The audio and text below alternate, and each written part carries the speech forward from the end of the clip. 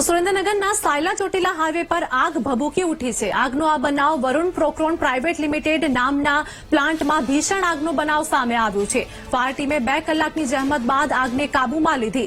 આગમાં diesel, oil, electronic સહિતનો સામાન પણ બળીને ખાખ થઈ ગયો છે। શોર્ટ સર્કિટના કારણે આગ લાગી હોવાનું અનુમાન છે।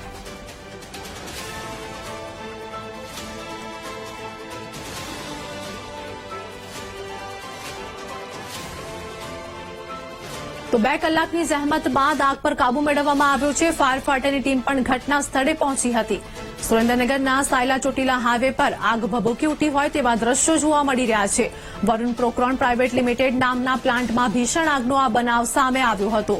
તો ફાયર ફાઈટરની ટીમ પણ ઘટના સ્થળે પહોંચી હતી અને 2 કલાકની જહેમત બાદ આગને કાબૂમાં લીધી હતી।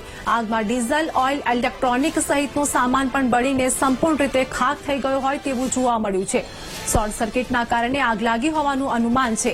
સાયલા ચોટીલા હાઈવે પરનો આ બનાવ સામે આવ્યો અને આ સાથે જ વરુણ પ્રોક્રોન પ્રાઇવેટ લિમિટેડ કંપનીમાં આગ લાગી હતી। તો ફાયર ફાઈટરની ટીમને કોલ જતા તેઓ ઘટના સ્થળે પહોંચ્યા હતા।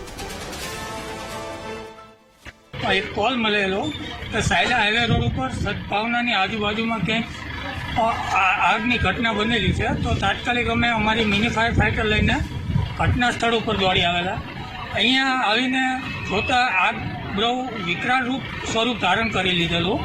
તો અમે મેઇન ફાયર સ્ટેશને કોલ કરીને બીજી ગાડી બોલાવી લીધેલ છે।